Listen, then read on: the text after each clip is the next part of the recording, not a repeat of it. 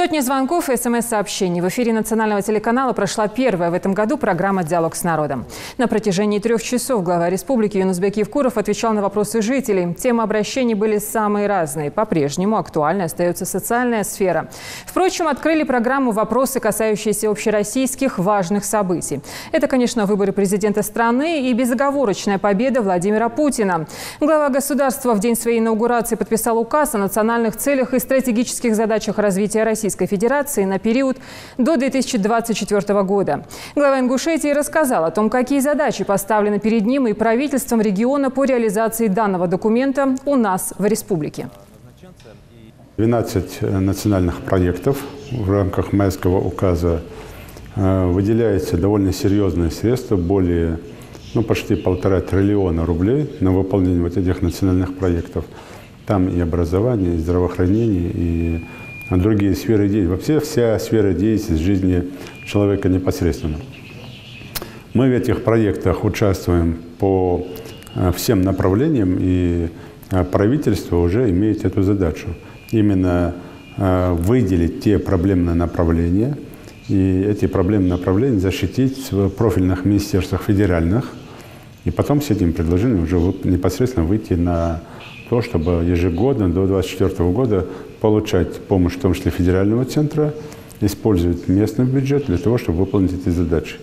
Ключевыми задачами, помимо решения социальных проблем, а если брать здравоохранение, это мы довольно серьезно с помощью федерального центра шагнули вперед, но тем не менее у нас не хватает ряда направлений. Это многопрофильная больница, которая обязательно должна быть, это психоневрологический диспансер, это Судженская больница, но мы ее уже в этом году начинаем строить, она уже в программе есть.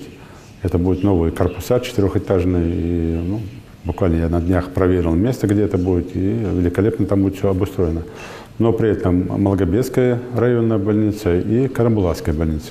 То есть вот это, помимо этого, ряд направлений. Это дооснащение онкодиспансера, дооснащение детской больницы республиканской и других медицинских учреждений. То есть если брать ФАПы, построить там машину, карету скорой помощи, но фундаментально вот эти направления. Если мы это делаем, то на период как минимум на 20-30 лет мы задачу решаем по медицинскому обеспечению населения именно инфраструктурой. А с учетом нового оборудования поступаешь, это уже замена старого на новое, это будет уже постоянно. Это раз. Если брать здравоохранение, здесь мы с вами должны понимать, что мы должны выполнить майский указ президента еще предыдущий по 100% обеспечению дошкольными учреждениями. А сейчас еще новая задача – это и ясельными группами. То есть если у нас задача стала с 3 до 7 лет, то теперь с 2 до 3 лет, в том числе и ясельными группами. И здесь эта задача, все это расписано. Вчера мы коррективы вносили, сколько нам нужно дошкольных учреждений и сколько надо ясельных групп, чтобы эту задачу выполнить. Также школы. Это реконструкция старых школ, строительство новых, не допустить трехсменки.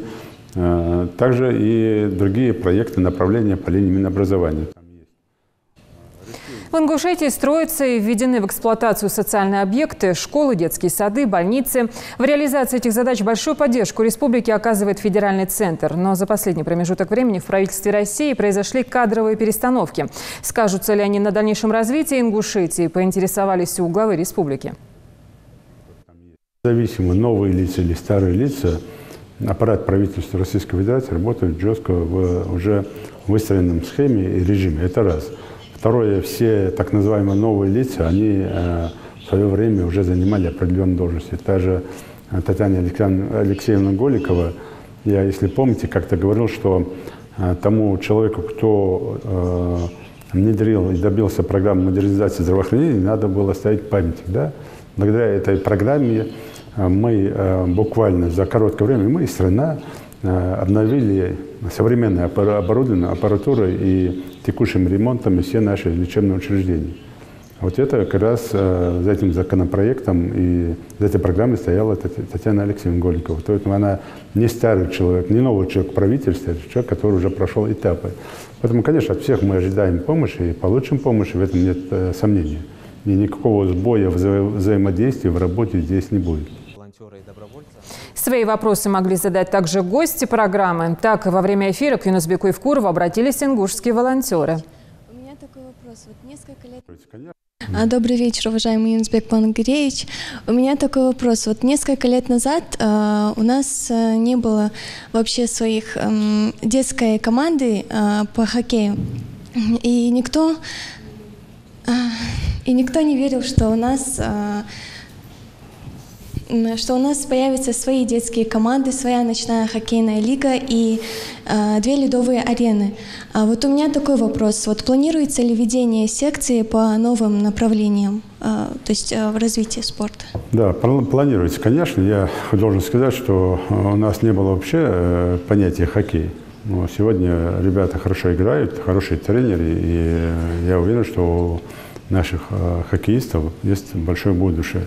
Но опять же, мы планируем, мы создали более 17 федераций. Единственная проблема сегодня, и вчера, и позавчера, это в том, что бюджет республики дотационный, и мы не можем содержать спортивные секции, спортивные команды. И здесь надо, конечно, президентам федерации максимально проявлять инициативу, выходить на тех наших земляков, кто есть возможности, средства поддерживать команды. Мы уже, ряд таких примеров уже есть. Там, например, тот же Галаев Асап создал там бойцовский клуб «Ескар». Поддерживает, финансирует. Тот же Башир Куштов создал борцовский клуб «Кушт». То есть есть возможности у людей. И, конечно, нам надо шире распространять эту практику. И должны быть наши меценаты, спонсоры, которые поддерживали наш спорт. В ходе эфира одним из жителей республики была затронута тема о митинге, состоявшемся в Магасе во время месяца Рамадан.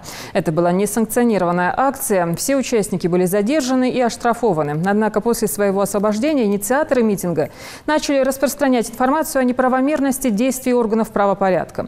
Глава Ингушетии дал оценку действий этих людей.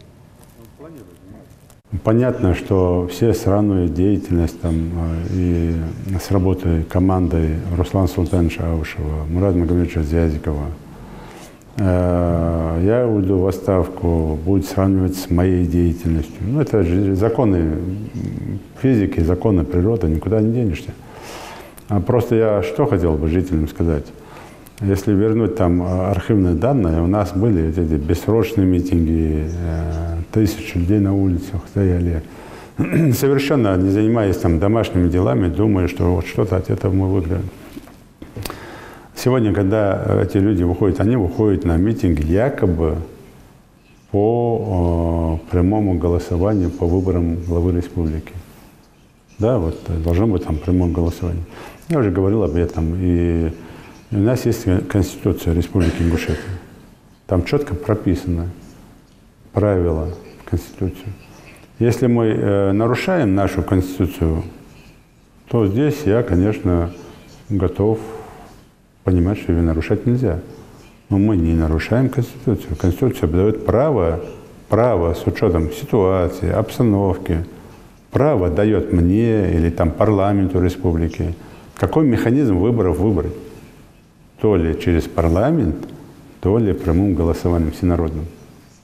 Но если нам Конституция дает такое право, почему я не могу воспользоваться тем, что есть сегодня удобно для жителей? Ну хорошо, вот кто-то говорит, вот ущемляется мое право. Кто-то говорит, вот всенародно избранные были, 1, 2, там, 3, 4, 10 будет. Ну вы тогда посмотрите. Мы сейчас там слушаем там, Галашки, там, слушаем другие населенные пункты. Если за 20, честно брать, там уже 16 лет современной Ингушетии, если до 8-го года, и за 70 лет советской власти не было сделано столько, что мы сделали буквально там даже не за 10 лет, а за 6 лет с помощью федерального центра.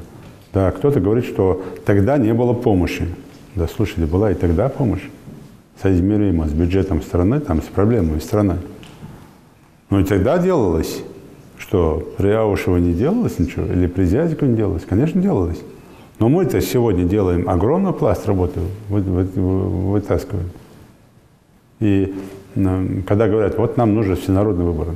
И вот эти же деятели, которые, вот, посмотрите, я не буду сейчас фамилии называть, там, чтобы каким-то образом не ущемлять там тейпа, не из-за того, не из-за этих людей, а из-за тейпов. Потому что за каждым из них стоит достойно хороший тейп.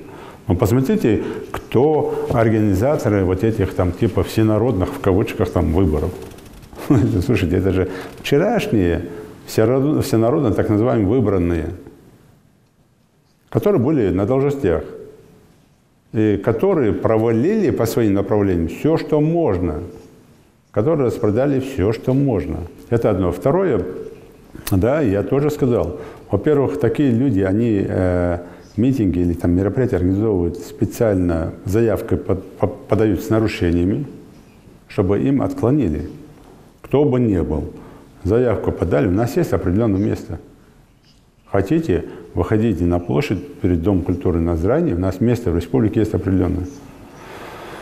Но до этого будьте добры представить организаторов, кто это будет делать, кто будет совместно с властями города, вместе с органом правопорядка обеспечивать сам порядок на этом митинге. Не просто вы толпу туда позвали, а кто из вас отвечает за последствия, если там что-то случится. Вместе отвечайте за порядок, вместе отвечайте за передвижение автомобилей, за стоянку. Ну, должна же быть какая-то организация, если вы хотите. Берите плакаты и становитесь. Но единственное, следите, что вы там на плакатах пишете. Экстремистское или террористическое, или какие-то там лозунги, если вы пишете. То есть, пожалуйста, выходите, стойте там, сколько вам влезет, и митингуйте против, за. Кто вам мешает-то? У нас тут точно это разрешается.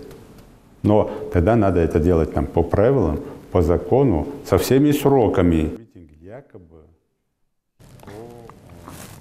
В общей сложности на программу поступило более 1000 обращений и звонков. Пик активности жителей, как и ожидалось, пришелся на период прямой трансляции. Ну а завершая диалог с народом, глава региона еще раз подчеркнул, что все вопросы, оставшиеся за кадром, обязательно будут рассмотрены. По каждому обращению будет работать специальная рабочая группа.